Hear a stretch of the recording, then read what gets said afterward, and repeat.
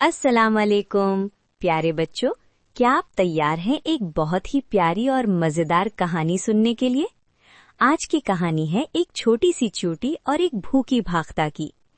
ये कहानी हमें सिखाएगी कि दूसरों की मदद करना कितनी खुशी देता है। तो कहानी शुरू होती है चींटी और भूखी भाख्ता से। एक धूप वाले खूबसूरत दिन की बात है। एक प्यारी भाख्ता एक ऊंचे दरख्त पर अपने घोंसले में बैठी थी। वो बहुत कमजोर और थकी हुई थी।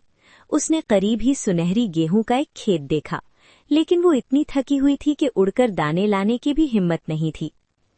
इसी वक्त वहां से एक छोटी सी चींटी गुजरी, जो अपने मुंह में गेहूं का एक दाना उठाए जा रही थी। उसने भाख्ता को उदास देखा तो रुक गई। भाख्ता ने आह भरी और बोली, मैं बहुत भूखी हूं, लेकिन खाना लाने की ताकत नहीं है। ये सुनकर चींटी का दिल पसीज गया। उसने फौरन एक तदबीर सोची। चींटी ने अपनी तमाम सहेलियों को बुलाया। सब ने मिलकर मेहनत शुरू कर दी। एक एक करके गेहूं के दाने उठा उठाकर दरख्त पर भाख्ता के घोंसले में पहुंचाने लगीं। देखते ही देखते घोंसला दानों से भर गया।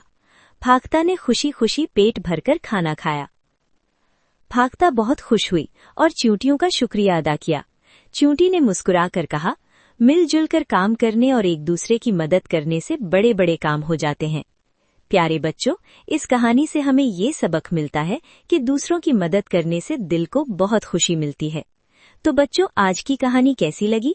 क्या आपने सीखा कि दूसरों की मदद करना कितना अच्छा है? आज घर जाकर अपने छोटे भाई या बहन की एक मदद जरूर करें। अगली बार मिलेंगे एक और नई कहानी के साथ। तब तक खुदा हाफिज।